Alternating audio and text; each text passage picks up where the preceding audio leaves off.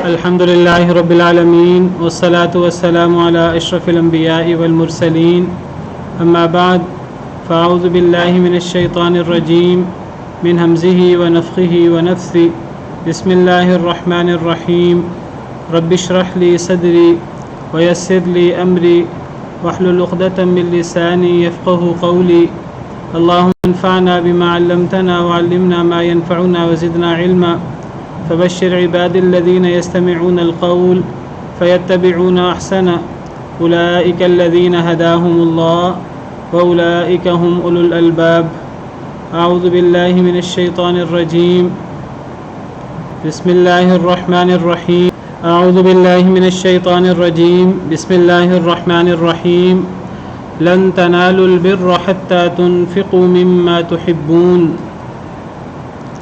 ہرگز نہیں تم پہنچ سکتے نیکی کو حتیٰ تنفقوا حتیٰ کہ تم خرچ کرو مما تحبون اس سے جو تم پسند کرتے ہو۔ پچھلی آیات کریمہ میں تیسرے پارے کے آخر میں ہم نے پڑھا کہ کوئی شخص اگر مرتد ہو جائے، مرتد ہونے کے بعد بھی اگر وہ توبہ کر لے اپنی زندگی میں موت آنے سے پہلے تو اس کی بھی توبہ قبول ہو جاتی ہے اگر وہ خلوص دل سے توبہ کرے اور اپنی اصلاح کرے۔ یہ پچھلی آیات میں ہم نے کل کے لیکچر میں پڑھا، اور پھر ہم نے پڑھا کہ اگر کوئی شخص وہ زندگی میں جب تک اللہ نے مہلت دی ہے اس وقت اگر توبہ نہ کرے، مرتے وقت توبہ کرے، مرتے وقت تو ہر شخص ہی توبہ کر لیتا ہے جب جان نکل رہی ہوتی ہے، یا پھر مرنے کے بعد زندگی میں توبہ نہ کرے، مرنے کے بعد قبر میں جب اس کو عذاب ہو یا آخرت میں جب وہ اللہ کا عذاب دیکھے یا جہنم میں جا کر وہ توبہ کرے تو ایسی توبہ قبول نہیں ہوتی۔ اور اگر کوئی شخص کفر پہ فوت ہو جائے، پھر اگر وہ آخرت میں بھری ہوئی زمین بھی اگر سونے کی دینا چاہے تو وہ قابل قبول نہیں ہوگی۔ تو گویا کہ پچھلی آیات کریمہ سے ہمیں یہ سبق ملا کہ انسان سے کوئی بھی غلطی ہو جائے، چھوٹی غلطی ہو بڑی غلطی ہو، انسان خطا کا پتلا ہے، غلطی ہو سکتی ہے، غلطی ہونا بڑی بات نہیں ہے، بڑوں سے بھی غلطی ہو جاتی ہے۔ انسان کو توبہ کر لینی چاہیے، یہ نہیں دیکھنا چاہیے کہ مجھ سے سرزد ہونے والا عمل چھوٹا ہے کہ بڑا ہے۔ بڑے سے بڑا عمل بھی سرزد ہو جائے، انسان کو توبہ کرنے میں بالکل بھی ہچکچاہٹ نہیں ہونی چاہیے۔ ہم نے پڑھا تھا کل کہ اگر ایک انسان کے گناہ اللہ معاف کرے زمین و آسمان کے خلا کے برابر بھی ہو جائیں، اگر وہ اللہ کی طرف رجوع کرے تو اللہ کو معاف کرنے میں کوئی ہچکچاہٹ نہیں ہوتی۔ قل یا عبادی الذین اسرفوا علی انفسہم لا تقنطوا من رحمت اللہ، اے پیارے حبیب صلی اللہ علیہ وسلم میرے بندوں سے کہہ دیجئے جو اپنے آپ پر زیادتی کر بیٹھے ہیں کہ اللہ کی رحمت سے نا امید نہ ہونا، ان اللہ یغفر الذنوب جمیعا، اللہ تو سارے گناہ معاف کر دیتے ہیں۔ توبہ کرنے سے کفر بھی معاف ہو جاتا ہے، شرک بھی معاف ہو جاتا ہے، اور ہم نے پڑھا کہ مرتد ہونا، ارتداد، یہ تو عام کفر سے بھی بڑا عمل ہے۔ یہ صرف کفر نہیں ہے انسان مسلمان ہونے کے بعد مرتد ہو جائے، بلکہ یہ اسلام کے اوپر ایک بہت بڑا حملہ بھی ہے، ایک بہت بڑی سازش بھی ہے اسلام کے خلاف۔ لیکن مرتد کی سزا بھی، مرتد کا جرم بھی معاف ہو جاتا ہے اگر وہ توبہ کر لے، لیکن یہ تب ہے جب وہ زندگی میں توبہ کرے۔ مرتے وقت یا آخرت میں توبہ کرنے سے کچھ بھی فائدہ نہیں ہے۔ ایک انسان سونے کی بھری ہوئی زمین بھی دے دے تو فائدہ نہیں ہے۔ ایک تو یہ پتہ لگتا ہے کہ خرچ کرنا اللہ کو کتنا پسند ہے۔ آخری آیت کریمہ جو ہم نے پڑھی کل کہ اگر ایک بندہ سونے سے بھری ہوئی زمین بھی دے دے قیامت کے دن، اگر دنیا میں توبہ نہ کرے تو وہ قبول نہیں ہوگی۔ اس سے پتہ لگا کہ اصل میں صدقہ اللہ کو پسند ہے۔ صدقے کو ذکر کیا، فرمایا کہ صدقہ جیسی عبادت بھی قابل قبول نہیں ہے۔ اگر ایک بندہ توبہ کیے بغیر فوت ہو جائے، پتہ لگا کہ صدقہ اس کی بڑی اہمیت ہے اگر وہ مہلت کے اندر ہو۔ مرنے کے بعد تو انسان کے پاس کچھ بھی نہیں ہوگا، پھوٹی کوڑی بھی نہیں ہوگی.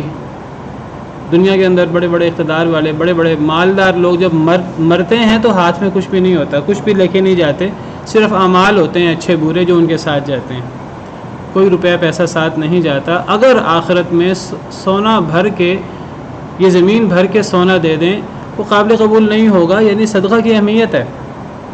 لیکن اگر کفر پہ موت ہوئی ہے, توبہ کیے بغیر موت ہوئی ہے, پھر اس صدقے کا کوئی فائدہ نہیں. تو پھر کس صدقے کا فائدہ ہے؟ فرمایا چوتھے پارے کی پہلی آیت میں جو ہم شروع کر رہے ہیں کہ لن تنالوا البر, تم ہرگز نہیں پہنچ سکتے نیکی کو حتیٰ کہ تم خرچ کرو مما تحبون, اس سے جسے تم پسند کرتے ہو. ہاں صدقے کا فائدہ ہے, بہت بڑا فائدہ ہے, لیکن کب؟ جب وہ زندگی کے اندر ہو, جب وہ مہلت اللہ نے ہمیں دی ہے. دیکھیے یہ زندگی, جو زندگی ہماری چند دن کی مستعار زندگی ہے, شیطان ہمارے لیے اس کو دھوکہ دے کر کہتا ہے کہ بڑی لمبی زندگی ہے, ابھی بڑی زندگی پڑی ہے, ابھی جوانی ہے, ابھی لوگ 70 سال کی عمر میں, 80 سال کی عمر میں, 100 سال کی عمر میں فوت ہوتے ہیں. بڑی زندگی پڑی ہے, ابھی جو عیش کرنی ہے عیش کر لو. یہ زندگی بڑی چھوٹی ہے, اس زندگی کے ختم ہونے کا کچھ پتہ نہیں لگتا, اور آخرت کے مقابلے میں اس کی حیثیت کوئی نہیں ہے.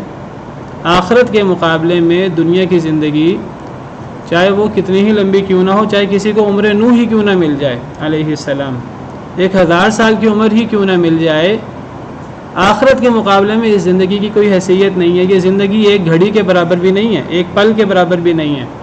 اللہ فرماتے ہیں لن تنالوا وَيَوْمَ تَقُومُ السَّاعَةُ يُقْسِمُ الْمُجْرِمُونَ مَا لَبِثُوا غَيْرَ سَاعَةٍ, کہ قیامت کے دن مجرم قسم اٹھا کر کہیں گے کہ ہم تو دنیا میں ایک گھڑی سے زیادہ نہیں رہے. اس زندگی کی کوئی اہمیت نہیں ہے, لیکن اس زندگی کی بہت بڑی اہمیت ہے کہ یہ چاہے چھوٹی زندگی ہے, چاہے سانس کب ٹوٹتی ہے اس کا پتہ نہیں ہے ہمیں کب ٹوٹتی ہے, لیکن اس زندگی کے اندر جو عمل کریں گے وہی عمل فائدہ مند ہوگا. یہ اس زندگی کی بہت بڑی اہمیت ہے. اگر اللہ نے ہمیں ابھی زندہ رکھا ہوا ہے, اگر ابھی ہماری موت نہیں آئی, تو ایک اللہ نے ہمیں بہت بڑی مہلت دی ہے کہ ہم توبہ کر سکتے ہیں, ہم اصلاح کر سکتے ہیں, ہم صدقہ دے سکتے ہیں, ہم اپنے رب کو راضی کر سکتے ہیں. انسان آخرت میں چاہے گا کہ اگر میرے پاس سونے کی بھری ہوئی زمین ہو, میں دے کر اپنی جان چھڑا لوں, نہیں چھوٹے گی آخرت میں. دنیا میں انسان تھوڑا خرچ کر لے تو وہ اپنی آخرت کامیاب کر سکتا ہے. نبی کریم صلی اللہ علیہ وسلم نے ارشاد فرمایا اتقوا النار ولو بشق تمرہ, کہ آگ سے بچ جاؤ چاہے کھجور کا ٹکڑا دے کر ہی کیوں نہیں. یعنی کھجور کا ٹکڑا دے کر بھی انسان آگ سے بچ سکتا ہے اگر اس کے پاس تھوڑا ہے, لیکن پھر بھی وہ خرچ کرتا ہے اللہ کو راضی کرنے کے لیے. پوری کھجور بھی نہیں, کھجور کا کچھ حصہ دے کر بھی وہ آگ سے بچ سکتا ہے. تو یہاں صدقہ کرنے کی فضیلت بیان ہوئی. فرمایا کہ تم نیکی کو نہیں پہنچ سکتے. بر کہتے ہیں نیکی کو, بازر بی بر. ایک البر ہوتا ہے, وہ اللہ رب العالمین کا مبارک نام ہے. انہو هو البر الرحیم. اللہ تعالیٰ البر ہیں اور اللہ تعالیٰ بہت رحم کرنے والے ہیں. البر یہ نیکی کو کہتے ہیں. مفسرین کرام کہتے ہیں کہ یہاں بر سے مراد اعمال صالحہ ہے, نیک اعمال کی معراج ہے, کہ تم نیک اعمال کی انتہا کو نہیں پہنچ سکتے.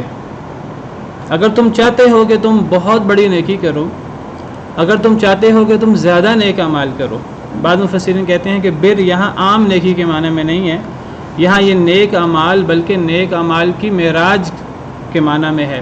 بعض مفسرین کہتے ہیں یہاں بر جنت کے معنی میں ہے, کہ تم نیک عمل کر کے جنت تک نہیں پہنچ سکتے اس وقت تک حتی تنفقوا مما تحبون, حتیٰ کہ تم وہ خرچ کرو اس سے جو تم پسند کرتے ہو. صدقہ کرنا یہ بہت بڑی نیکی ہے, اور کون سا صدقہ وہ زیادہ بڑی نیکی ہے, کون سا صدقہ ایسا ہے کہ جس کو کر کے انسان نیکی کی معراج کو پہنچ سکتا ہے, کون سا صدقہ ایسا ہے جس کو کر کے انسان اللہ کی جنتوں کا حقدار بن سکتا ہے. فرمایا کہ وہ عام صدقہ نہیں ہے, پھر وہ صدقہ ہے کہ انسان وہ چیز صدقہ کرے جو انسان کو محبوب ہو، جو انسان کو پسند ہو. یہ نہیں کہ ایک چیز میرے قابل استعمال تھی لیکن پرانی ہو گئی، اب مجھے اس کی زیادہ ضرورت نہیں ہے تو میں صدقہ کر دیتا ہوں. ٹھیک ہے، یہ بھی صدقہ ہے، صدقہ کرنا چاہیے، لیکن جنت میں جانے کے لیے، نیکی کے معراج کو پہنچنے کے لیے یہ صدقہ جو ہے وہ کام نہیں دے گا. اللہ کی رضا حاصل کرنے کے لیے، جنت حاصل کرنے کے لیے جو صدقہ کام دے گا وہ صدقہ ہے جو آپ کو پسند ہے.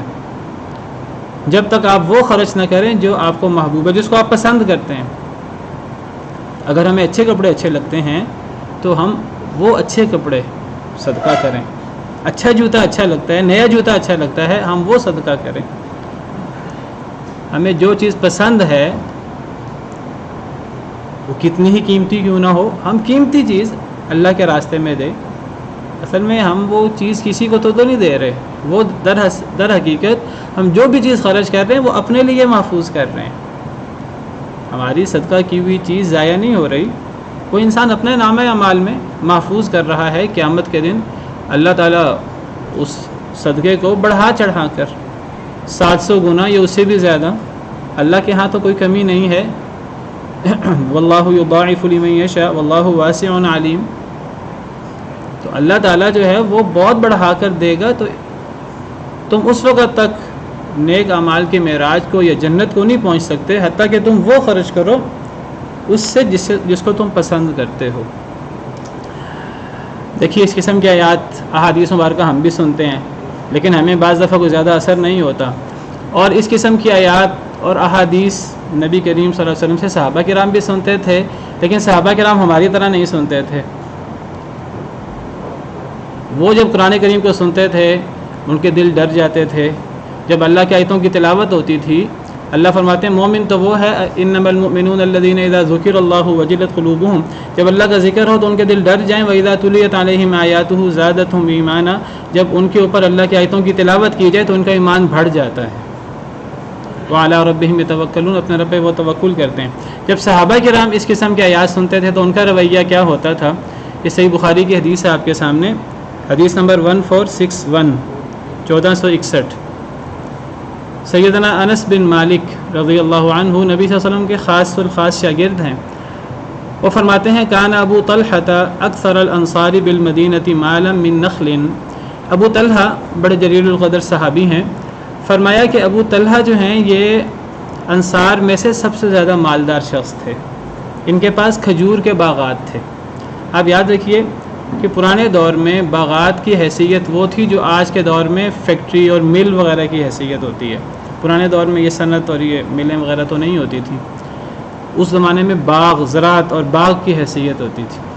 ابو طلحہ رضی اللہ عنہ وارضاہ یہ انصار میں، مدینہ منورہ میں انصار میں سب سے زیادہ مالدار تھے، کھجور کے باغ وغیرہ. وکان احب اموالہ الیہ بیرحا، سب سے جو ان کو محبوب مال تھا، جو سب سے قیمتی مال تھا ان کا، وہ ان کا ایک باغ تھا. ایک آپ سمجھے بڑی قیمتی فیکٹری تھی، چلتی ہوئی فیکٹری تھی. ایک باغ تھا ان کا، اس کا نام بیرحا تھا. وکانا مستقبل المسجد، مسجد کے وہ سامنے تھا، مسجد نبوی کے. وکان رسول اللہ صلی اللہ علیہ وسلم یدخلها ویشرب من ماء فیها طیب، نبی کریم صلی اللہ علیہ وسلم بھی اس باغ کو یہ اعزاز بخش تھے کہ آپ اس میں آتے جاتے اور آپ اس کا پاکیزہ پانی پیتے، کھجور کھاتے اس میں سے. قال انس، تو انس فرماتے ہیں جو اس حدیث کے راوی ہیں، فلما انزلت هذه الآیہ، جب یہ آیت کریمہ نازل ہوئی لن تنالوا البر حتى تنفقوا مما تحبون، قام ابو طلحہ کھڑے ہوئے، نبی صلی اللہ علیہ وسلم کی خدمت میں حاضر ہوئے.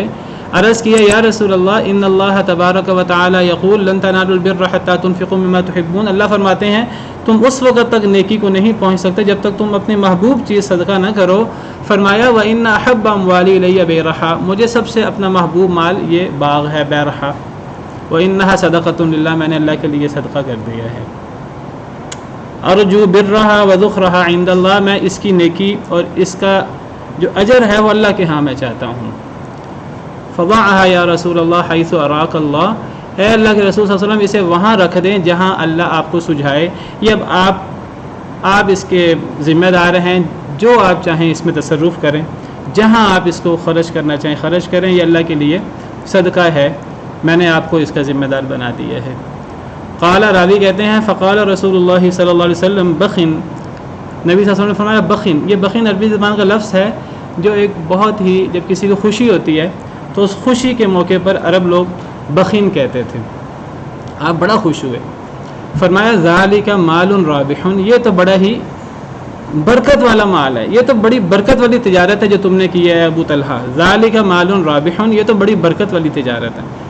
وقد سمعت ما قلت، جو تم نے کہا ہے میں نے سن لیا ہے، تمہاری بڑی اچھی نیت ہے، اللہ قبول کرے، میں نے سن لیا ہے۔ وإني أرى أن تجعلها في الأقربين، اور میرا خیال یہ ہے تم اس کو اپنے رشتہ داروں میں خرچ کر دو۔ فقال ابو طلحہ نے عرض کیا افعل یا رسول اللہ، اے اللہ کے رسول میں کروں گا، جو آپ کا حکم ہے میں وہی کروں گا۔ فقسمها ابو طلحہ فی اقاربه وبنی عمه، تو ابو طلحہ نے اسے اپنے رشتہ داروں اور اپنے چچا کے بیٹوں کو دے دیا۔ حالانکہ جو چچا کے بیٹے اور رشتہ دار ہوتے ہیں ان سے عام طور پر اختلاف ہوتا ہے، کئی دفعہ ان سے شریکہ ہوتا ہے کئی مرتبہ، تو نبی صلی اللہ علیہ وسلم نے فرمایا کہ اے ابو طلحہ، آپ کی جو نیت ہے اور آپ کا جو جذبہ ہے وہ میں نے سن لیا ہے، آپ نے مجھے ذمہ دار بنایا ہے، میں آپ کو ہی دیتا ہوں، آپ اس کو اپنے رشتہ داروں میں خرچ کر دیں۔ تو ابو طلحہ نے اس کو اپنے رشتہ داروں میں چچا کے بیٹوں کو دے دیا، تو اپنا محبوب ترین مال جو ہے انہوں نے اللہ کے راستے میں خرچ کر دیا۔ تو کیا ہم بھی قرآن کریم کی آیات پڑھ کر کیا ہم پر بھی اثر ہوتا ہے، اور کیا ہم بھی اپنی محبوب چیز اللہ کے راستے میں دیتے ہیں کہ نہیں دیتے؟ بہرحال اللہ تعالیٰ کا فرمان ہمارے سامنے ہے۔ مفسرین کہتے ہیں حتیٰ تنفقوا مما تحبون، حتیٰ کہ تم خرچ کرو مما تحبون، اس سے جو تم پسند کرتے ہو۔ مما، من اور ما ہے، اور جو من ہے گرامر کی روح سے اسے من تبعیضیہ کہا جاتا ہے۔ جی جو آپ کے سامنے مما ہے لفظ مما تحبون، یہ اصل میں نے ذکر کیا من اور ما ہے، من کا مطلب سے اور ما کا مطلب جو، تو مما تحبون اس سے جو تم پسند کرو۔ تو یہ جو من ہے اس من کو گرامر کی زبان میں کہتے ہیں من تبعیضیہ، من تبعیضیہ، یہ تبعیضیہ بعض سے ہے، اس کا مطلب ہوتا ہے کہ سارا نہیں بلکہ جو تم پسند کرتے ہو اس میں سے کچھ۔ دیکھیے اسلام دین فطرت ہے، اللہ تعالیٰ انسان کو مشکل میں نہیں ڈالنا چاہتے، اللہ تعالیٰ انسان سے انسان کا سارا مال نہیں لینا چاہتے۔ اللہ تعالیٰ انسان سے کہتے ہیں کہ اگر تم نیکی کی معراج کو جنت میں جانا چاہتے ہو، اگر تمہارے پاس قیمتی مال ہے، ایسا مال چاہے تھوڑا ہے، ضروری نہیں وہ زیادہ بھی ہو، چاہے تھوڑا ہو، لیکن جو تمہیں محبوب ہے، جو تمہیں پسند ہے، وہ سارا نہیں اس میں سے کچھ۔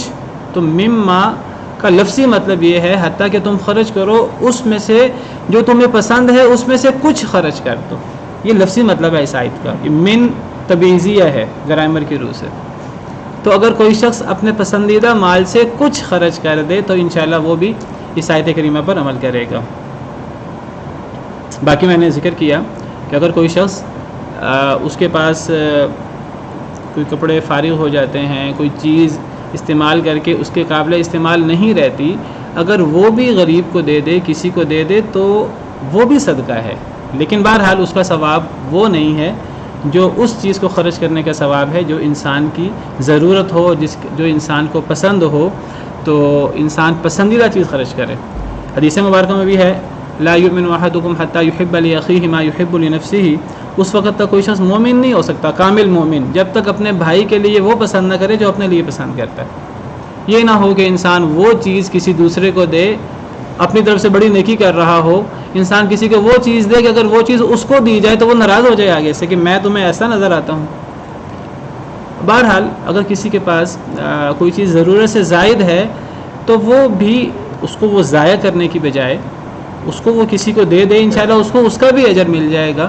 لیکن بہرحال جو اصل کمال ہے، اصل جو نیکی ہے، وہ پسندیدہ چیز خرچ کرنا، انسان اس میں سے کچھ خرچ کر لے تو انشاءاللہ اس آیت پہ عمل ہو جائے گا۔ وَمَا تُنْفِقُوا مِنْ شَيْءٍ فَإِنَّ اللَّهَ بِهِ عَلِيمٌ، اور جو بھی تم خرچ کرو من شیء، کوئی بھی شے، کسی بھی شے سے، فَإِنَّ اللَّهَ بِهِ عَلِيمٌ، اللہ اسے جانتا ہے۔ تم اچھی چیز خرچ کرتے ہو، بری چیز خرچ کرتے ہو، تھوڑا خرچ کرتے ہو، زیادہ خرچ کرتے ہو، اللہ اسے بھی جانتا ہے۔ اور صرف یہی نہیں کس جذبے سے تم خرچ کر رہے ہو، تمہارے دل کے اندر کیا ہے، اللہ تو سینے کے بھیج سے بھی واقف ہے۔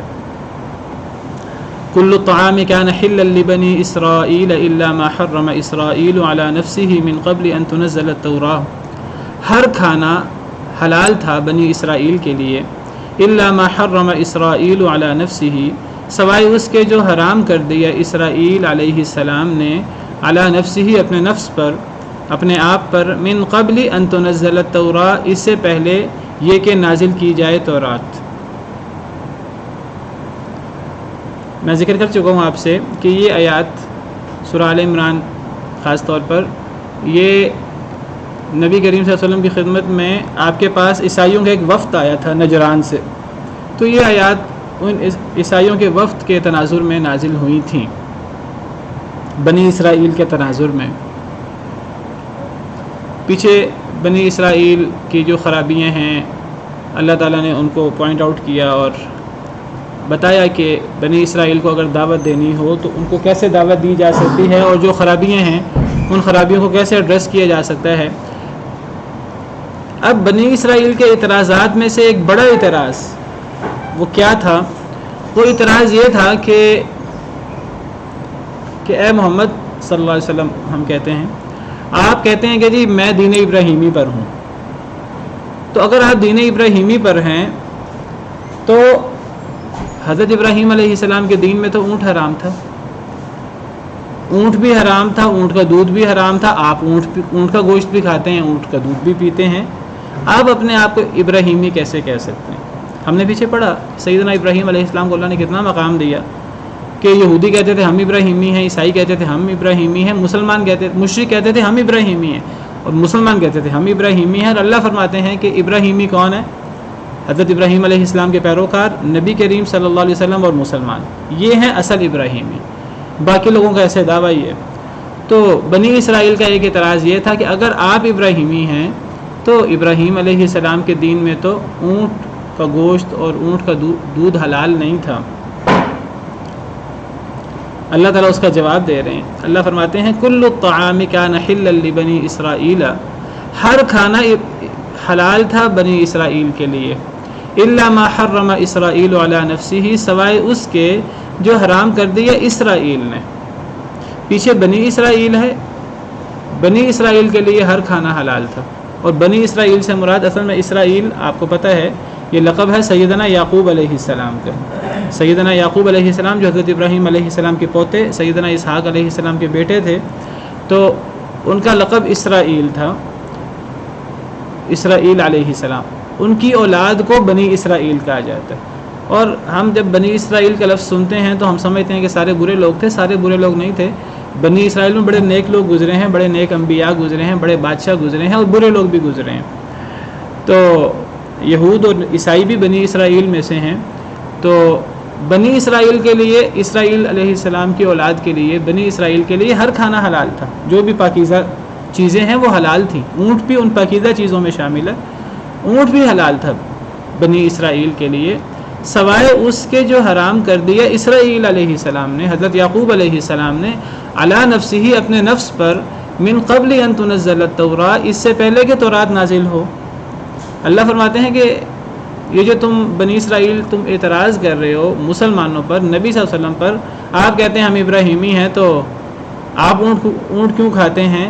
تو اے نبی صلی اللہ علیہ وسلم ان کو بتا دیجئے بنی اسرائیل کو کہ اونٹ حلال ہے اور حلال تھا، یہ مسلمانوں کے لیے بھی حلال ہے اور یہ پہلے بنی اسرائیل کے لیے بھی حلال تھا۔ ہاں، اسرائیل علیہ السلام نے، یعقوب علیہ السلام نے اسے اپنے اوپر حرام کیا تھا تورات سے پہلے۔ آپ کو پتہ ہے کہ تورات کس پر نازل ہوئی ہے؟ سیدنا موسیٰ علیہ السلام پر، اور حضرت یعقوب علیہ السلام، حضرت اسرائیل علیہ السلام تو تورات سے بہت پہلے ہیں۔ حضرت ابراہیم علیہ السلام اور حضرت موسیٰ علیہ السلام، ان میں تقریباً 1000 سال کا فاصلہ ہے۔ حضرت ابراہیم علیہ السلام اور حضرت عیسیٰ علیہ السلام میں تقریباً 2000 سال کا فاصلہ ہے۔ تو حضرت یعقوب علیہ السلام حضرت ابراہیم علیہ السلام کے پوتے ہیں، تو حضرت یعقوب میں اور حضرت موسیٰ میں کتنا بڑا فاصلہ ہے۔ تو تورات اترنے سے پہلے حضرت اسرائیل علیہ السلام نے اپنے اوپر اسے حرام کر لیا تھا، کچھ وجوہات کی وجہ سے، کسی بیماری کی وجہ سے۔ آپ کو پتہ ہے بیماری وغیرہ میں بعض دفعہ ڈاکٹر کوئی جائز چیز بھی وہ آپ استعمال نہ کریں. جس طرح ہمارے ہاں کہا جاتا ہے کہ جی آپ جو ہے وہ سرخ گوشت استعمال نہ کریں، آپ گائے کا گوشت استعمال نہ کریں، آپ مٹن استعمال نہ کریں، آپ چکن استعمال کر لیں، مچھلی استعمال کر لیں. تو اس طرح کر کے حضرت یعقوب علیہ السلام نے اونٹ کھانا چھوڑ دیا تھا کسی وجہ سے، کسی ذاتی وجہ سے، کسی بیماری کی وجہ سے. تو ہر کھانا بنی اسرائیل کے لیے حلال تھا بشمول اونٹ کے، یہ حرام نہیں تھا، سوائے اس کے جو حضرت یعقوب علیہ السلام نے اپنے اوپر حرام کر لیا کچھ ذاتی وجوہات کی وجہ سے، کسی بیماری وغیرہ کی وجہ سے. اور یہ ساری بات تورات سے نازل ہونے سے پہلے کی ہے. قل فأتوا بالتوراۃ، کہہ دیجئے اے اللہ کے نبی صلی اللہ علیہ وسلم لے آؤ تورات، فتلوہا پس پڑھ لو اسے، ان کنتم صادقین اگر تم سچے ہو. اگر تم سچے ہو تو تورات میں یہ چیزیں واضح ہیں، یہ چیزیں حرام نہیں تھیں حضرت ابراہیم پر، حضرت یعقوب علیہ السلام پر، بنی اسرائیل پر حرام نہیں تھیں. جب حرام نہیں تھیں تو پھر بنی اسرائیل کے لیے حرام ہوئی کیوں؟ آگے اگلا سوال پیدا ہوتا ہے. اس کا جواب یہ ہے کہ اصلاً تو جو حلال چیزیں ہیں، پاکیزہ چیزیں ہیں، اللہ نے وہ حلال کی ہیں حضرت ابراہیم کے لیے، اور وہ تمام انبیاء کے لیے حلال تھیں علیہم السلام اجمعین، تمام لوگوں کے لیے حلال تھیں. یا تو بنی اسرائیل نے جب دیکھا کہ حضرت یعقوب علیہ السلام اونٹ کا گوشت نہیں کھا رہے، حالانکہ وہ تو کسی وجہ سے نہیں کھا رہے تھے، انہوں نے خود بخود اپنے اوپر اونٹ حرام کر لیا، تو گویا کہ اللہ نے حرام نہیں کیا تھا. تورات میں بھی ایسے ہی لکھا ہے، تورات کو بھی پڑھ لو. دوسری بات یہ ہے کہ اللہ نے بنی اسرائیل پر ان کے گناہوں کی وجہ سے، ان کی کرتوتوں کی وجہ سے کچھ پاکیزہ چیزیں حرام کر دی تھیں. تورات میں بھی یہ بات لکھی ہے اور یہ بات قرآن میں بھی بڑے وضاحت سے لکھی ہے. یہود پر کچھ چیزیں ان کے اعمال کی وجہ سے حرام کی گئی تھیں، کچھ جائز چیزیں ان پر ان کے اعمال کی وجہ سے حرام کی گئی تھیں، کچھ ایسے بوجھ ان پر ڈالے گئے تھے ان کے اعمال کی وجہ سے. اللہ تعالیٰ قرآن کریم میں فرماتے ہیں جی چربی وغیرہ اور یہ چیزیں اللہ فرماتے ہیں سورہ نساء میں فَبِظُلْمٍ مِّنَ الَّذِينَ هَادُوا حَرَّمْنَا عَلَيْهِمْ طَيِّبَاتٍ أُحِلَّتْ لَهُمْ. سورہ نساء آیت نمبر 160. اللہ فرماتے ہیں یہودیوں کے ظلم کی وجہ سے حرمنا علیہم طیبات، ہم نے ان کے اوپر کچھ پاکیزہ چیزیں حرام کر دی تھی. حالانکہ پاکیزہ چیزیں حلال ہوتی ہیں، حرام تو خبیث اور نجس چیزیں ہوتی ہیں، پاکیزہ چیزیں تو حرام نہیں ہوتی. لیکن ان بدبختوں پر، ان کی بدبختی کی وجہ سے، ان کے ظلم کی وجہ سے اللہ نے کچھ پاکیزہ چیزیں بھی ان پر حرام کر دی تھیں جو ان کے لیے حلال تھیں اصلاً. وَبِصَدِّهِمْ عَنْ سَبِيلِ اللَّهِ كَثِيرًا، ان کے لوگوں کو اللہ کے راستے سے روکنے کی وجہ سے اللہ نے بہت سی چیزیں حرام کر دی تھیں. وَأَخْذِهِمُ الرِّبَا، ان کے سود کھانے کی وجہ سے. وَقَدْ نُهُوا عَنْهُ، حالانکہ ان کو سود سے روکا گیا تھا. وَأَكْلِهِمْ أَمْوَالَ النَّاسِ بِالْبَاطِلِ، اور یہ لوگوں کے مال باطل طریقے سے کھا جاتے تھے. تو ان وجوہات کی بنا پر اللہ نے کچھ پاکیزہ چیزیں بھی ان پر حرام کر دی تھیں. یہ سورہ نساء آیت نمبر 160 ہے. اسی طرح سورہ آل عمران میں بھی اللہ تعالیٰ فرماتے ہیں وَعَلَى الَّذِينَ هَادُوا حَرَّمْنَا كُلَّ ذِي ظُفُرٍ. سورہ نعم آیت نمبر 146. وَعَلَى الَّذِينَ هَادُوا حَرَّمْنَا، اور یہودیوں پر، ان لوگوں پر جو یہودی ہوئے، ہم نے حرام کر دیا ہر ناخن والا جانور. اب ناخن والے جانور میں اونٹ بھی شامل ہے، حالانکہ اصلاً یہ حلال تھا، یہ ان پر ان کے گناہوں کی وجہ سے حرام ہوا تھا. وَمِنَ الْبَقَرِ وَالْغَنَمِ، اور گایوں اور بکریوں میں سے حرمنا علیہم شحومہما، ہم نے ان پر ان کی چربیاں بھی حرام کر دی. یعنی گائے جو حلال ہے، بکری جو حلال ہے، اللہ نے گائے اور بکری کی چربیاں بھی ان پر حرام کر دی تھیں. الا ما حملت ظہورہما، سوائے اس چربی کے جو ان جانوروں کی پشت پر ہو، او الحوایا، یا جو آنتوں کے ساتھ ملی ہو، او مختلط بعظم، یا جو ہڈی کے ساتھ خلط ملط ہو، بس وہ تھوڑی بہت چربی جائز تھی، ورنہ اللہ نے ان کے لیے عام چربی حرام کر دی تھی. اور کیوں کی تھی؟ ذالک جزیناہم ببغیہم، یہ ہم نے ان کو جزا دی تھی ان کی بغاوت کی، یہ ان کی بغاوت کی وجہ سے یہ معاملہ ہوا تھا. وَإِنَّا لَصَادِقُونَ، اللہ فرماتے ہیں ہم سچے ہیں اس بات میں. اور اگر کسی کو شک ہے تو تورات پڑھ لیں. یہی بات اللہ تعالیٰ یہاں فرما رہے ہیں کہ تمہارا حضرت نبی صلی اللہ علیہ وسلم پر یہ اعتراض، مسلمانوں پر یہ اعتراض کہ اگر مسلمان ابراہیمی ہیں تو وہ اونٹ کیوں کھاتے ہیں، ہم تو اونٹ نہیں کھاتے.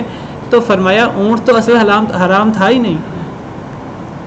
یا تو وہ حضرت یعقوب نے اپنے اوپر حرام کیا کچھ وجوہات بیماری کی وجہ سے، ان کی دیکھا دیکھی تم نے بلا وجہ اپنے اوپر حرام کر لیا، یا پھر اللہ نے تمہارے اعمال کی وجہ سے وہ تم پر حرام کیا ہے؟ اصلاً تو وہ حلال تھا۔ اگر تمہیں کوئی شک ہے تو تورات لے آؤ، تورات پڑھ لو، اس میں ساری باتیں لکھی ہوئی ہیں۔ فمن افترا علی اللہ الکذب، پس جو جھوٹ باندھے اللہ پر جھوٹ، من بعد ذالک، اس کے بعد بھی یہود کو پہلے کئی دفعہ تفصیل سے گزر چکا ہے، ان کو پتہ تھا ہر بات کا، جانتے بوجھتے ہر چیز کا انکار کرتے تھے۔ وہ نبی کریم صلی اللہ علیہ وسلم کو، قرآن کو ایسے پہچانتے تھے جیسے اپنے بیٹوں کو پہچانتے تھے، قرآن کہتا ہے۔ وہ چھپاتے تھے حق کو، اور انہیں پتہ تھا کہ ہم جھوٹے ہیں، لیکن صرف حسد کی وجہ سے اور نہ ماننے کی وجہ سے وہ انکار کرتے تھے۔ اللہ فرماتے ہیں تم در حقیقت اللہ پہ جھوٹ باندھ رہے ہو، اور جو جھوٹ باندھے اللہ پر جھوٹ، اس کے بعد فاولئک هم الظالمون، یہی لوگ ظالم ہیں۔ یہ تو تمہارا ظلم ہے، تم جھوٹا الزام لگا رہے ہو، اونٹ تو حرام تھا ہی نہیں۔ قل صدق اللہ، کہہ دیجئے اے اللہ کے نبی صلی اللہ علیہ وسلم، سچ کہا اللہ نے، اللہ نے بالکل سچ فرمایا ہے۔ فاتبعوا ملت ابراہیم حنیفہ، پس پیروی کرو ملت ابراہیم کی، حضرت ابراہیم علیہ السلام کی ملت کی، حنیفہ جو یکسو تھے، جو صرف ایک اللہ والے تھے، وما کان من المشرکین، اور مشرک نہیں تھے۔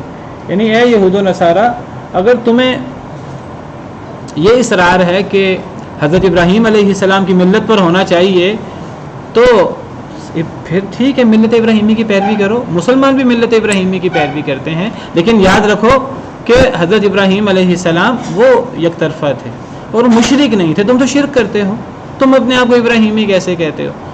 یہود حضرت عزیر علیہ السلام کو اللہ کا بیٹا کہتے تھے، غلو کرتے تھے۔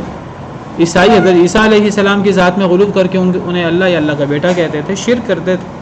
اپنے احبار اور اپنے رہبان کو، اپنے علماء کو، اپنے درویشوں کو حلال و حرام کا حق دے رکھا تھا، جو الگ شرک ہے۔ اتخذوا احبارہم ورہبانہم اربابا من دون اللہ، ان یہودیوں عیسائیوں نے اپنے علماء، اپنے درویشوں کو اللہ کے علاوہ رب بنا لیا تھا۔ وما امروا الا لیعبدوا الہا واحدا، حالانکہ انہیں تو حکم دیا گیا تھا ایک اللہ وحدہ لا شریک کی عبادت کریں۔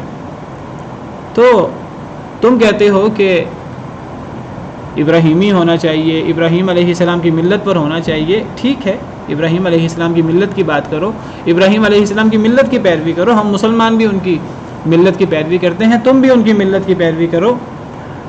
حنیفہ جو یک طرفہ تھے، وما کان من المشرکین، مشرک نہیں تھے، تم بھی شرک نہ کرو۔ ان اول بیت وضع للناس للذی ببکۃ مبارکا وہدی للعالمین، بے شک پہلا گھر جو بنایا گیا لوگوں کے لیے، للذی، البتہ وہ ہے جو بکہ میں ہے۔ بکہ یعنی مکہ، مکہ کا ایک نام بکہ بھی ہے، مکہ کو مکہ بھی کہہ دیتے ہیں اور مکہ کو بکہ بھی کہہ دیتے ہیں۔ قرآن کریم میں مکہ کے لیے مکہ بھی آیا ہے، بکہ بھی آیا ہے۔ پہلا گھر جو لوگوں کے لیے بنایا گیا، یا پہلے گھر سے مراد اللہ کی عبادت کے لیے، اللہ کی عبادت کے لیے جو پہلا گھر لوگوں کے لیے بنایا گیا وہ مکہ شہر میں ہے۔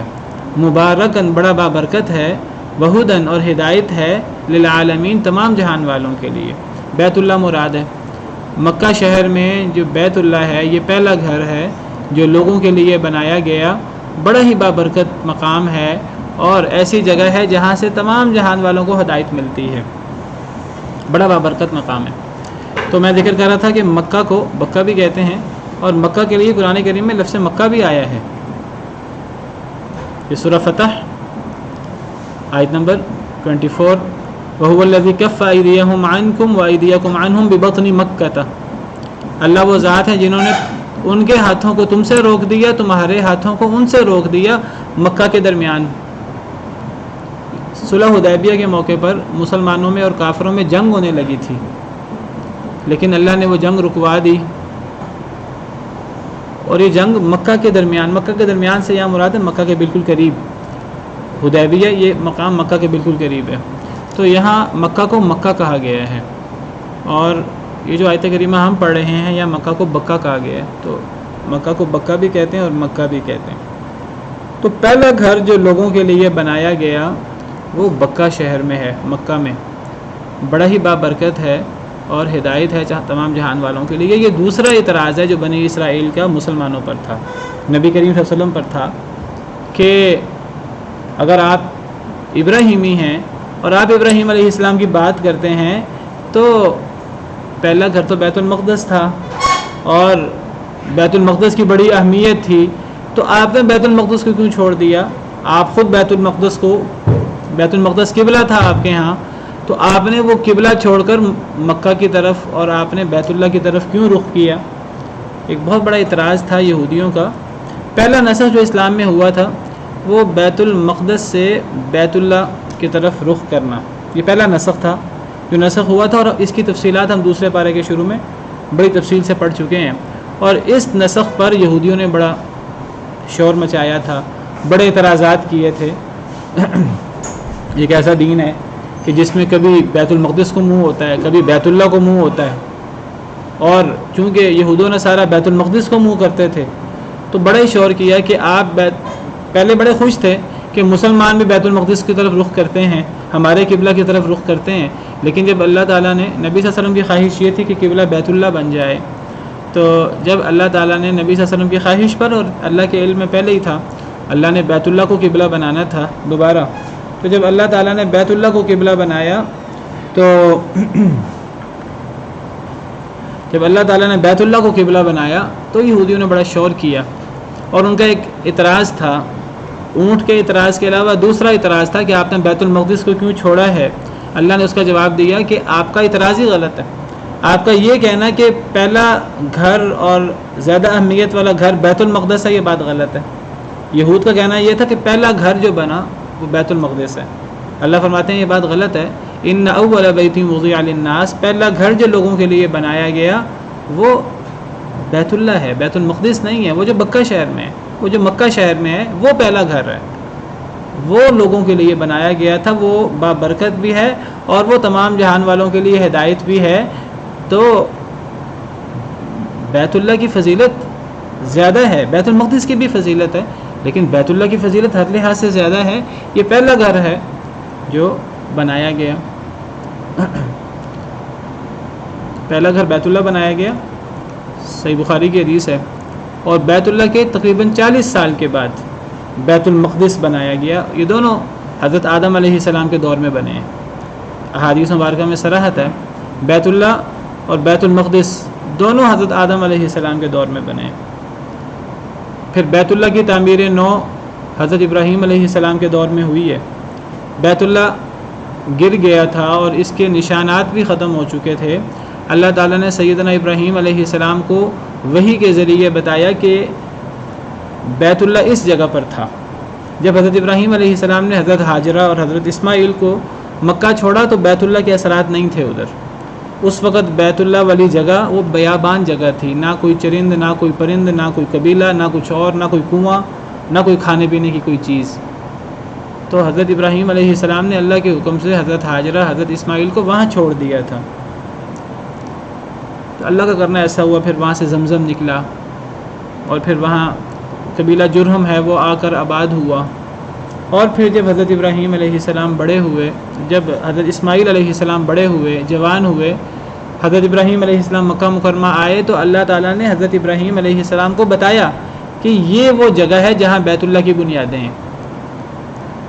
وَلَقَدْ بَوَّأْنَا بَنِي إِسْرَائِيلَ مُبَوَّأَ صِدْقٍ وَإِذْ بَوَّأْنَا لِإِبْرَاهِيمَ مَكَانَ الْبَيْتِ، سورہ حج میں اللہ فرماتے ہیں ہم نے جگہ بتائی ابراہیم علیہ السلام کو بیت اللہ کی جگہ، یعنی بیت اللہ اصل میں کہاں تھا اللہ نے حضرت ابراہیم علیہ السلام کو بتایا، اور حضرت ابراہیم علیہ السلام نے بیت اللہ کو اس کی اصل بنیادوں پر اٹھایا، اس کو کھودا نہیں، نیچے کھودتے زمین کو نیچے بنیادیں نکل آتی ہیں بیت اللہ کی، انہی بنیادوں کے اوپر حضرت ابراہیم علیہ السلام نے بیت اللہ کی تعمیر نو کی۔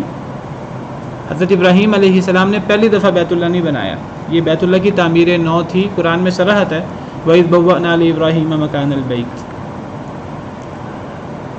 اور بیت اللہ سب سے پہلا گھر ہے جو بنا حضرت آدم علیہ السلام کے دور میں اللہ کی عبادت کے لیے، اور بیت المقدس یہ بھی بڑا عزت والا مقام ہے، اگرچہ اس کا مقام بیت اللہ کے بعد ہے، یہ بھی حضرت آدم علیہ السلام کے دور میں بنا، اس کی تعمیر نو حضرت یعقوب علیہ السلام کے دور میں ہوئی ہے، پھر حضرت سلیمان علیہ السلام کے دور میں انہوں نے ہیکل بنایا۔ اور تو بیت المقدس جو ہے وہ بھی بڑی فضیلت والا مقام ہے، وہاں بہت سارے انبیاء کرام علیہ السلام آئے ہیں، شام کی سرزمین، فلسطین کی سرزمین، قرآن کریم میں اس سرزمین کو بابرکت زمین کہا گیا ہے، یہاں بہت سے انبیاء اور رسول آئے اور بہت سے انبیاء اور رسول یہاں فوت بھی ہوئے، ان کی قبریں وغیرہ بھی جو ہیں وہ یہاں موجود ہیں شام میں۔ اللہ تعالیٰ شام کی سرزمین کو بابرکت زمین کہتے ہیں۔ سبحان الذی اسری بعبدہ لیلا من المسجد الحرام الی المسجد الاقصی الذی بارکنا حولہ لنریہ من آیاتنا، بہت پاک ہے وہ ذات جو اپنے بندے کو لے گئی نبی صلی اللہ علیہ وسلم کو مسجد حرام سے مسجد اقصی کی طرف، الذی بارکنا حولہ، وہ مسجد اقصی جس کے ارد گرد ہم نے برکت دے رکھی تھی، یعنی اس کے ارد گرد یعنی اس علاقے کو ہم نے برکت دے رکھی تھی۔ شام کی سرزمین ایک بابرکت سرزمین ہے۔ وَنَجَّيْنَاهُ وَلُوطًا إِلَى الْأَرْضِ الَّتِي بَارَكْنَا فِيهَا، قرآن میں ہے ہم نے ابراہیم علیہ السلام کو اور لوط علیہ السلام کو نجات دی تھی اس سرزمین کی طرف جس میں ہم نے برکت دی تھی۔ تو مکہ مکرمہ بھی بابرکت سرزمین ہے اور شام کی سرزمین بھی بابرکت سرزمین ہے، اور بیت اللہ بھی بہت برکت والا مقام ہے، اور بیت المقدس بھی بہت برکت والا مقام ہے۔ بہرحال بیت اللہ کی فضیلت زیادہ ہے، تو یہ کہنا کہ پہلا گھر بیت المقدس ہے یہ بات غلط ہے۔ پہلا گھر بیت اللہ ہے جو مقام میں فضیلت میں زیادہ ہے۔ اب جہاں اللہ کا حکم ہوگا وہاں مسلمان منہ کریں گے۔ اب میں یہاں یہ بھی وضاحت کر دوں کہ یہ جو یہود نے اور عیسائیوں نے بیت المقدس کو قبلہ بنایا ہوا ہے، بیت المقدس جو ہے یہ کبھی قبلہ رہا ہی نہیں کسی قوم کا سوائے مسلمانوں کے۔ اللہ نے مسلمانوں کے لیے بیت المقدس کو قبلہ بنایا کچھ عرصے کے لیے، 16 مہینے 17 مہینے، جب نبی کریم صلی اللہ علیہ وسلم ہجرت فرمائی آپ نے مدینہ منورہ کی طرف، تو مسلمانوں کو بیت المقدس کی طرف رخ کرنے کا حکم دیا گیا، اور اس کی بھی ایک وجہ تھی۔ قرآن کریم میں اللہ نے وہ وجہ بیان کی ہے، وَمَا جَعَلْنَا الْقِبْلَةَ الَّتِي كُنْتَ عَلَيْهَا إِلَّا لِنَعْلَمَ مَن يَتَّبِعُ الرَّسُولَ مِمَّن يَنْقَلِبُ عَلَىٰ عَقِبَيْهِ، ہم نے وہ قبلہ جس پر آپ تھے یعنی بیت المقدس وہ اس لیے بنایا تھا تاکہ ہم جانیں کہ کون رسول کی پیروی کرتا ہے نبی صلی اللہ علیہ وسلم کی، اور کون اپنے قدموں پر پھر جاتا ہے۔ اصل میں بہت بڑی آزمائش تھی مسلمانوں کے لیے۔ اصل میں مسلمان جو نبی صلی اللہ علیہ وسلم نے جب دعوت دی تو وہ انصار ہوں، وہ مہاجرین ہوں، عرب تھے، اور عرب لوگ اپنے آپ کو دین ابراہیمی کا حامل کہتے تھے ہم ابراہیمی ہیں، اور حضرت ابراہیم علیہ السلام نے بیت اللہ کی تعمیر نو کی تھی۔ یہود و نصارہ بیت المقدس کی بات کرتے تھے اور بیت المقدس کی طرف رخ کرتے تھے۔ تو جو مکہ کے مسلمان ہوں یا مدینہ کے مسلمان ہوں، جب آپ صلی اللہ علیہ وسلم نے ہجرت فرمائی، آپ کے ساتھ مہاجر بھی تھے اور مدینہ منورہ میں انصار تھے، تو حکم دیا گیا کہ بیت المقدس کو منہ کرو۔ وجہ یہ تھی کہ کیا کوئی ابراہیم علیہ السلام کے بیت اللہ کو چھوڑ کر نبی صلی اللہ علیہ وسلم کی اتباع میں آپ کے کہنے پر بیت المقدس کو منہ کرتا ہے کہ نہیں کرتا؟ کیونکہ نبی صلی اللہ علیہ وسلم کی بات ماننا اللہ کی بات ماننا تھا۔ کیا کوئی لِنَعْلَمَ مَن يَتَّبِعُ الرَّسُولَ، تاکہ ہم جان لیں کہ کون رسول کی پیروی کرتا ہے، محمد صلی اللہ علیہ وسلم کی، اور آپ کی پیروی کر کے بیت المقدس کو منہ کرتا ہے، مِمَّن يَنْقَلِبُ عَلَىٰ عَقِبَيْهِ، اور کون پھر جاتا ہے اپنے قدموں پر۔ نہیں جی میں تو بیت اللہ کو نہیں چھوڑ سکتا، میں تو بیت اللہ کی طرف رخ کروں گا۔ یہ آزمائش تھی شروع میں، اور یہ جو بیت المقدس قبلہ بنا یہ بھی اللہ کے حکم سے تھا۔ اس کا ذکر قرآن میں نہیں ہے، اللہ نے قرآن میں اس کا حکم نہیں دیا تھا، لیکن قرآن کریم میں یہ بات موجود ہے کہ یہ جو قبلہ بنایا تھا بیت المقدس یہ ہم نے بنایا تھا۔ دوسرے پارے کے شروع میں ہم تفصیل سے پڑھ چکے ہیں کہ جو قبلہ جس پر آپ تھے وہ ہم نے بنایا تھا، اور اس لیے بنایا تھا تاکہ ہم پہچان لیں کہ کون رسول کی پیروی کرتا ہے اور کون اپنے قدموں پر پھر جاتا ہے۔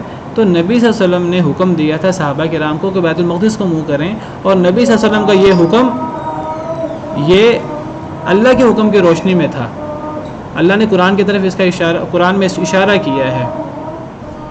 تو میں ذکر کر رہا تھا کہ بیت المقدس کبھی بھی پچھلی قوموں میں کسی بھی نبی نے بیت المقدس کی طرف رخ کرنے کا حکم نہیں دیا، اور یہ کسی بھی قوم کا قبلہ نہیں رہا، ایسا قبلہ جو اللہ نے مقرر کیا ہو۔ یہ صرف مسلمانوں کا قبلہ رہا ہے کچھ دیر، مسلمانوں کا قبلہ اول ہے، اور پھر بعد میں مسلمانوں کا قبلہ نبی صلی اللہ علیہ وسلم کی خواہش پر اور اللہ تعالیٰ کے تبدیل کرنے سے قبلہ جو ہے وہ بیت اللہ ہو گیا، جس کا صراحت قرآن کریم میں موجود ہے۔ سوال پیدا ہوتا ہے کہ جب بیت المقدس جو ہے وہ قبلہ رہا ہی نہیں تو پھر یہود و نصارہ اس کی طرف کیوں رخ کرتے ہیں اور اسے قبلہ کیوں مانتے ہیں؟ حضرت موسیٰ علیہ السلام کا قبلہ، حضرت عیسیٰ علیہ السلام کا قبلہ بھی بیت اللہ ہی تھا، حضرت موسیٰ اور حضرت عیسیٰ بیت اللہ کی طرف رخ کر کے نماز پڑھتے تھے اور ان کا حج بھی بیت اللہ کا ہی ہوتا تھا۔ اس کی صراحت ملتی ہے احادیث مبارکہ میں۔ نبی صلی اللہ علیہ وسلم نے حضرت موسیٰ کو دیکھا خواب میں، اور حضرت عیسیٰ کے بارے میں بھی، اور وہ بیت اللہ کا حج کر رہے تھے، طواف کر رہے تھے۔ تو پھر یہود اور نصارہ انہوں نے قبلہ کیوں چینج کیا؟ انہوں نے اپنے اجتہاد اور اپنی مرضی سے قبلہ چینج کیا ہے۔ وہی اپنی مرضی سے انہوں نے اپنے اجتہاد سے، جس طرح انہوں نے اللہ کے کئی احکامات کو نہیں مانا۔ اللہ تعالیٰ نے ان کے لیے جمعہ کا دن مقرر کیا تھا عبادت کے لیے اور ایک افضل دن کے طور پر، لیکن یہود نے ہفتے کے دن کو اختیار کیا اور عیسائیوں نے اتوار کے دن کو اختیار کیا، حالانکہ اللہ نے تو جمعہ کا دن مقرر کیا تھا، اور مسلمانوں نے جو اللہ نے مقرر کیا تھا اسی دن کو اختیار کیا۔ تو اب جو اللہ کی بات نہ ماننے اور اپنے اجتہاد سے، اپنے اجتہاد کو اللہ کے احکامات پر فوقیت دے، تو پھر ایسے اجتہاد کے تو کوئی اہمیت نہیں ہوتی۔ ایسے اجتہاد اور قیاس کی کیا اہمیت ہے جو اللہ اور اللہ کے رسول کے احکامات کے خلاف ہو؟ تو انہوں نے جس طرح جمعے کے دن کو تسلیم نہیں کیا تھا، اسی طرح انہوں نے اپنی مرضی سے قبلہ بیت المقدس مقرر کر لیا تھا شام کی فضیلت کی وجہ سے۔ فضیلت تو ہو سکتی ہے، آپ دیکھیں آج کل کتنے مسلمان ہیں جو کئی دفعہ مدینہ منورہ کو مکہ مکرمہ سے زیادہ اہمیت دے دیتے ہیں، کئی دفعہ مسجد نبوی کو بیت اللہ سے زیادہ اہمیت دے دیتے ہیں۔ بعض لوگ سمجھتے ہیں کہ مسجد نبوی جائے بغیر حج ہی نہیں ہوتا، عمرہ ہی نہیں ہوتا، حالانکہ یہ بات صحیح نہیں ہے۔ بعض لوگ سمجھتے ہیں کہ مسجد نبوی میں عبادت کرنا، نماز پڑھنا زیادہ افضل ہے، حالانکہ صریح احادیث کے خلاف ہے۔ صریح احادیث سے، صحیح احادیث مبارکہ سے پتہ لگتا ہے کہ بیت اللہ میں نماز پڑھنا یہ 1,00,000 نمازوں کے برابر اس کا ثواب ملتا ہے، اور مسجد نبوی میں نماز پڑھنا اس کا ثواب 1,000 نمازوں کے برابر ہے۔ مسجد نبوی اور بیت اللہ کی نماز کا فرق 100 گنا کا ہے۔ تو اور عمرہ تو بیت اللہ میں ہوتا ہے، وہ مسجد نبوی میں تو نہیں ہوتا۔ ہاں، جو بندہ بیت اللہ جائے، عمرہ کرنے جائے، حج کرنے جائے، تو اسے مسجد نبوی کی بھی زیارت کرنی چاہیے۔ 3 جگہ ہیں نیکی کی نیت سے جن کی زیارت کی جا سکتی ہے، کی جانی چاہیے: بیت اللہ، مسجد نبوی اور بیت المقدس۔ بیت المقدس کی بھی زیارت کی جا سکتی ہے اور اس کی زیارت کی نیت سے سفر کیا جا سکتا ہے۔ لیکن اسی طرح معاملہ بیت اللہ کا تھا پرانی شریعت میں، تو یہود و نصارہ نے خود اپنی مرضی سے قبلہ مقرر کر دیا، اور پھر جو قبلہ مقرر کیا اس میں بھی ان دونوں کا آپس میں اختلاف ہے۔ یہود کے نزدیک بیت المقدس کی کوئی اور جگہ قبلہ ہے، اور عیسائیوں کے نزدیک بیت المقدس کی مشرقی سائڈ جو ہے کوئی اور جگہ قبلہ ہے۔ دونوں بیت المقدس میں الگ الگ جگہ رخ کرتے ہیں، اور اس کے پیچھے الگ الگ بنیاد ہے ان کے پاس، اور یہ دونوں باتیں جو ہیں یہ ان کے نبیوں سے اور ان کی کتابوں سے ثابت نہیں ہیں۔ بہرحال اس بارے میں آرٹیکل ہے تفصیلی، جو محدث ہمارا ریسرچ جنرل ہے اس میں تفصیل سے وہ آرٹیکل چھپا ہوا ہے، ڈاکٹر زبیر صاحب ہیں، ان کا یہ آرٹیکل ہے اور انہوں نے اس میں تفصیل سے لکھا ہوا ہے۔ تو بیت المقدس کبھی بھی کسی کا قبلہ نہیں رہا اللہ کے حکم سے، یا ان کے نبیوں کے حکم سے، یا ان کی کتابوں کی وجہ سے۔ یہ اگر قبلہ رہا ہے تو یہ مسلمانوں کا قبلہ اول رہا ہے کچھ دیر، پھر اللہ تعالیٰ نے قبلہ بیت اللہ کر دیا۔ بیت اللہ قبلہ ہونے کے بعد بیت المقدس کی اہمیت ختم نہیں ہوگی، اس کی اہمیت ابھی بھی باقی ہے، ابھی بھی بیت المقدس جانے کی اور اس کی زیارت کرنے کی فضیلت موجود ہے، اور وہاں نماز پڑھنے کی فضیلت موجود ہے۔ اللہ تعالیٰ اس کو یہودیوں کے اور ظالموں کے شر سے اور چنگل سے نجات دلائے۔ تو اسی پر بس کرتے ہیں، انشاءاللہ کل اس موضوع کو مکمل کریں گے۔ سبحان ربک رب العزت عما یصفون وسلام علی المرسلین والحمد للہ رب العالمین۔